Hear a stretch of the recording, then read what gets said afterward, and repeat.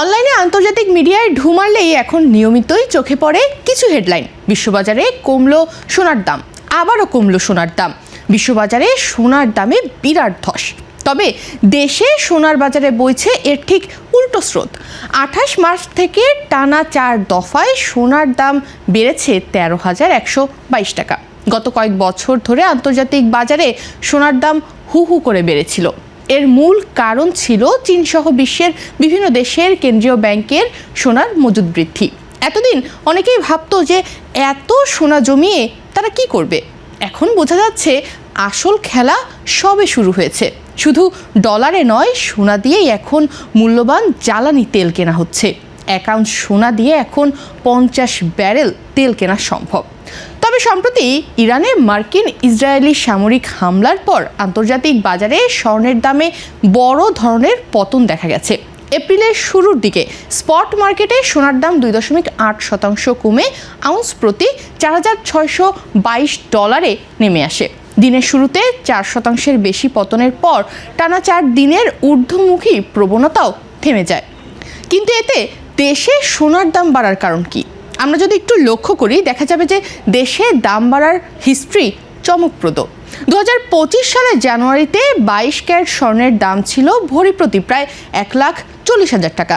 পরবর্তী 1 বছরে তা দ্রুত বাড়তে বাড়তে 2026 সালের শুরুতে 2,24,000 টাকা ছাড়িয়ে যায়। পরে গত 29 জানুয়ারি দেশের বাজারে স্বর্ণের দাম সর্বোচ্চ 2,86,000 টাকা স্পর্শ করে, যা বাংলাদেশের ইতিহাসে রেকর্ড উচ্চতা হিসেবে বিবেচিত হয়।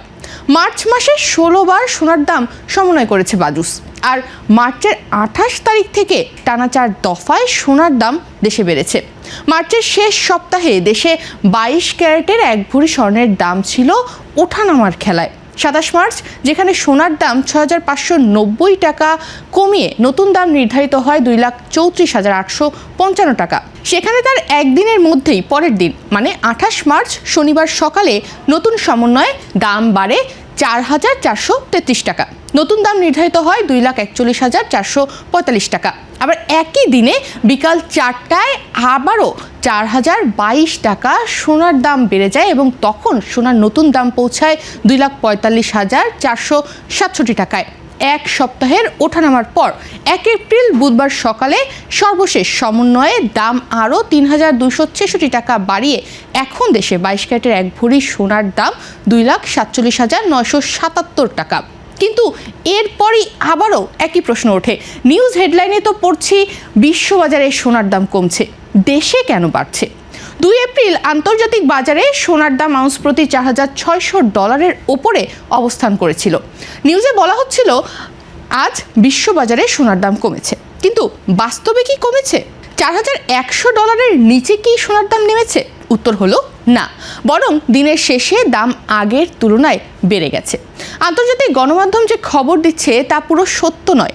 তারা সকালে যে দামে লেনদেন শুরু হচ্ছে তার প্রেক্ষাপটে তুলনা করে কমেছে এই কথাটা বলছে, কিন্তু দিনের মধ্যবর্তী ওঠানামার পর মূলত দিন শেষে সোনার দাম আগের দিনের তুলনায় বৃদ্ধি পেয়েছে।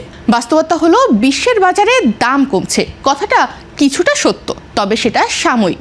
দিনের মধ্যে 100 ডলার কমলেও পরের সময় 80 ডলার উঠে আসে। দিনের ওঠানামা একে অপরকে পরিপূরক করে, ফলে দিন শেষে দেখা যায় সোনার দাম আগের থেকে অনেকাংশেই বেড়ে গেছে।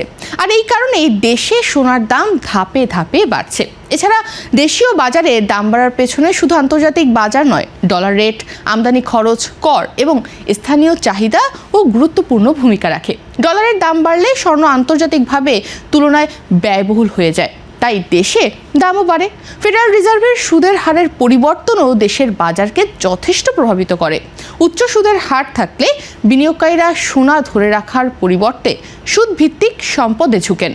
বিশ্লেষকরা বলছেন আন্তর্জাতিক বাজারের অস্থিরতা, ডলারের শক্তি, সুদের হার ও ভূরাজনৈতিক পরিস্থিতি সোনার মূল চালিকা শক্তি। দেশের দাম বাড়ার পেছনে রয়েছে স্থানীয় চাহিদা, আমদানি খরচ এবং বাজার পর্যবেক্ষণ। তাই একই সময়ে আন্তর্জাতিক বাজারে দাম কমলেও দেশের বাজারে দাম বাড়তে পারে। বিনিয়োগকারীরা এখন আন্তর্জাতিক বাজার ও রাজনৈতিক পরিস্থিতির দিকে চোখ রাখছেন, কারণ এই পরিবর্তনই নির্ধারণ করবে আগামী দিনে সোনার বাজার আবারও ঊর্ধ্বমুখী হবে নাকি নিম্নমুখী থাকবে।